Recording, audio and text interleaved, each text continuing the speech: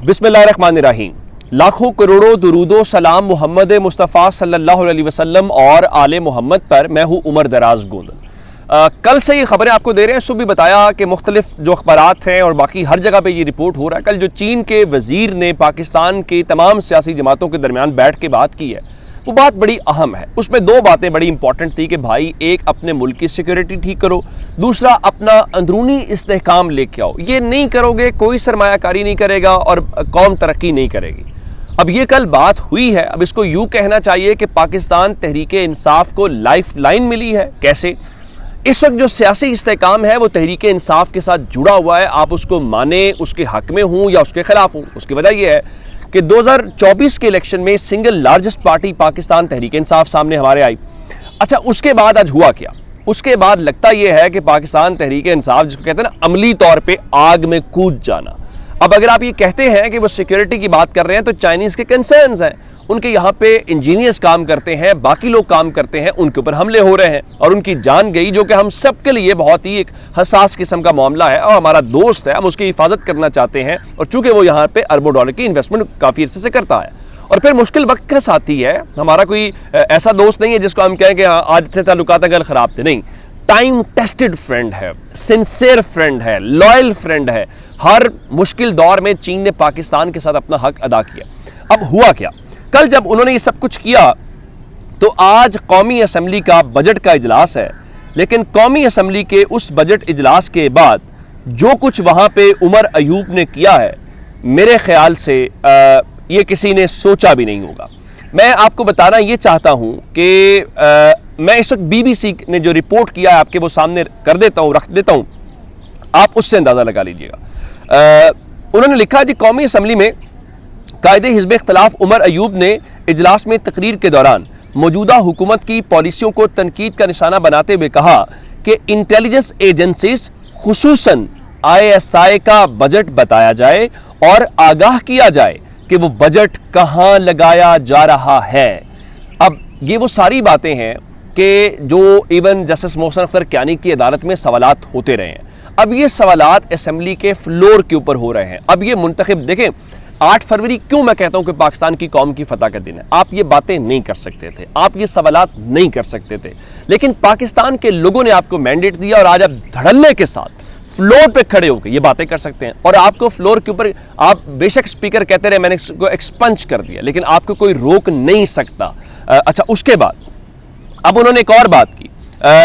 उन्होंने एक और बात ये की कि जो इस वक्त जो है उन्होंने कहा कि जो इंटेलिजेंस, बल्कि मजीद कहा कि पूछा जाए कि इंटेलिजेंस क्यों नाकाम हो रही हैं। इमरान खान की जेल में गुफ्तगू सुनने और कैमरे लगाने के बजाय मुल्क की इस्तेहकाम पर काम करें। उमर अयूब ने बताया कि वो रोज़ाना जेल जाते हैं, वहाँ पे बताया जाता है ये एजेंसी है, वो एजेंसी है, कौन सा वज़ीर इमरान खान से मिलने आया, उसने क्या बात की है, कौन से रहनुमा ने, उस पर कैमरे या वो रिकॉर्डिंग्स पे ना अपना ध्यान दें, इस मुल्क की सिक्योरिटी के ऊपर ध्यान दें। अच्छा, मजीद एक और बड़ा उन्होंने जुमला कहा। उनका देखिए, इंटेलिजेंस इदारों का बजट बताया जाए कि उनका बजट वीगो डालों पर लग रहा है और तहरीक इंसाफ के साथियों और सहाफ़ियों के पीछे वो डाले लग रहे हैं या दहशत गर्दों के पीछे लगाए जा रहे हैं। अब उन्होंने मजीद कहा कि वो वीगो डाले जो हैं वो दहशत गर्दों के पीछे लगाए जाएं, ना कि तहरीक इंसाफ के लोगों के पीछे। अब इस हवाले से उन्होंने जो बात की है और जो ख़ासकर मुख्तलिफ ओहदेदारान हैं, जो सिक्योरिटी इस्टेब्लिशमेंट के लोग हैं, उनका उन्होंने नाम लिया। नाम से मुराद यह है कि उन्होंने ओहदों से मुतालिक बताया कि आप उनको कटहरे में खड़े करने की बात की है और उनके एहतसाब की बात की है। मिसाल के तौर के ऊपर उन्होंने फॉर्मेशन कमांडर्स की बात की है, कोर कमांडर्स कॉन्फ्रेंस की बात की है और ये कहा है कि वो जो है वो जो चीनी शहरी हैं उनके ख़तरात के हवाले से उनको बुलाया जाए, वो इजलास जो है बुलाया जाए और इस हवाले से जो सवाल जवाब है या जो जवाब तलबी है वो ज़रूर की जाए। अब ये वो बड़े संजीदा और हसास किस्म के मौज़ूआत हैं जो ज़ाहिर है अब तहरीक इंसाफ उठा रही है और आप देख रहे हैं कि पाकिस्तान का मीडिया तो शायद उस तरह इसको रिपोर्ट ना करे, ना वो रिपोर्ट कर सकते हैं, लेकिन इसको इंटरनेशनल मीडिया रिपोर्ट करेगा। और मैंने आपके सामने BBC ने जो रिपोर्ट किया वो आपके सामने रखा है ताकि आपको अंदाज़ा हो कि ये मामला किस तरफ से आगे जा रहा है। अब ये जो पहल हुई है, ये पहल यहाँ पे इख्तिताम पजीर नहीं होगी। जो उमर अयूब ने आज कौमी असम्बली में तकरीर की, उसके तकरीबन थोड़ी ही देर के बाद एक और काम हुआ। तहरीक इंसाफ 4 महीने से असम्बलियों में बैठी हुई है, फरवरी से लेकर अब तक, और ज़ाहिर है मैं इस वक्त भी पंजाब असम्बली में बैठा हूँ चूँकि इजलास कवर करने के लिए, तो आज भी इजलास लेट हुआ। और अगर आप लेट शुरू हुआ और आप अंदाज़ा कीजिए कि वहाँ पे AC सुबह से चल जाते हैं और वहाँ पे अच्छा खासा खर्चा आता है। तो बेशक नून लीग वाले अंदर ठंडे कमरों में बैठे हुए, लेकिन PTI वाले भी अंदर ठंडे कमरे में बैठे हुए।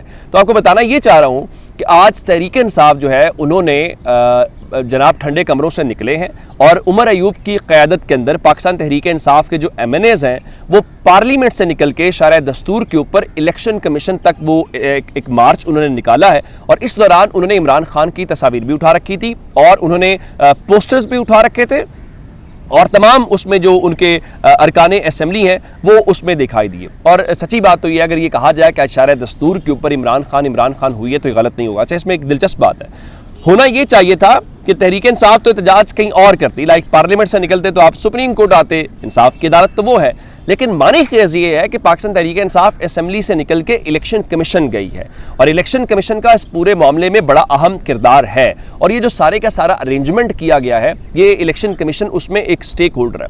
अच्छा, उसके ऊपर उमर अयूब ने आज चीफ इलेक्शन कमिश्नर जो सिकंदर सुल्तान राजा हैं और दीगर जो मेंबर्स हैं उनसे फिल फॉर एक इस्तीफ़े का मुतालबा किया और फिर उन्होंने ये इल्ज़ाम लगाया है कि इलेक्शन कमीशन के जो हुकाम हैं उन्होंने अदालतों के सामने झूठ बोला है। उन्होंने मजीद एक और बात का इंकशाफ ये किया कि इलेक्शन कमीशन ने जो बजट मांगा उसमें से सिर्फ 16.5 अरब रुपए खर्च किया। पाकिस्तान तहरीक इंसाफ पहले भी जो है वो इस इस्तीफ़े के मुतालिक बातें करती रही है, क्योंकि उनका इल्ज़ाम ये है कि सिकंदर सुल्तान राजा और इलेक्शन कमीशन मजमूई तौर पे जिस तरीके से किरदार अदा कर रहा है वो कोई उसको यूँ कहना चाहिए कि कोई काबिल तारीफ़ किरदार नहीं है। और बिलखुसूस जो उन्होंने इलेक्शन के अंदर रोल प्ले किया है वो बड़ा मुतनाज़ा किस्म का। मैंने पहले भी कहा था कि 2024 का इलेक्शन पाकिस्तान की तारीख का मुतनाज़ा तरीन इलेक्शन है। ये जो सारी की सारी से गड़बड़ है ये उसी फॉर्म 45 और 47 की बुनियाद के ऊपर है।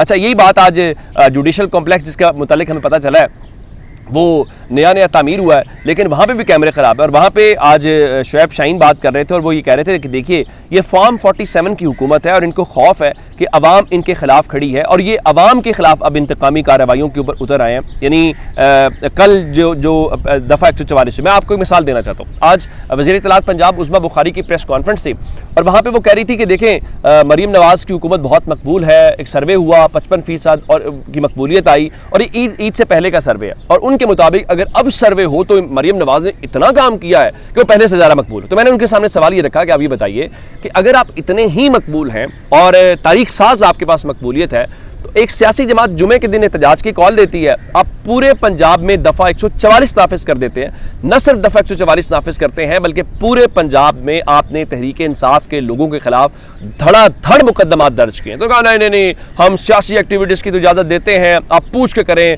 लेकिन हम दहशत गर्दों को इजाज़त नहीं देंगे। अब उसी तरह से ये जो शुएब शाहीन बात कर रहे हैं ये बातें अपनी जगह पे दुरुस्त हैं कि आप उनसे डरे हुए हैं। उसका अंदाज़ा लगा लीजिए कि 3 MPO के जो ऑर्डर्स हैं एक बार फिर पंजाब के अंदर जारी होना शुरू हो गए हैं। अब चलें, पहले तो निगरान हुकूमत थी तो समझ आती थी इलेक्शंस थे, अब कौन सा नक्शे अमन का ख़तरा है कि जिसकी बुनियाद के ऊपर आप ये काम करें। मैं आपको मिसाल देना चाहता हूँ, DC रावलपिंडी ने इन्हें शायद पहले भी अगर पाकिस्तान का अगर रिकॉर्ड निकाला जाए, ये वो चीमा साहब ही हैं शायद जिनके मुतालिक कहा जाता है कि उनके कोई अजीज़ या वालिद मुस्लिम लीग नून के टिकट होल्डर भी थे।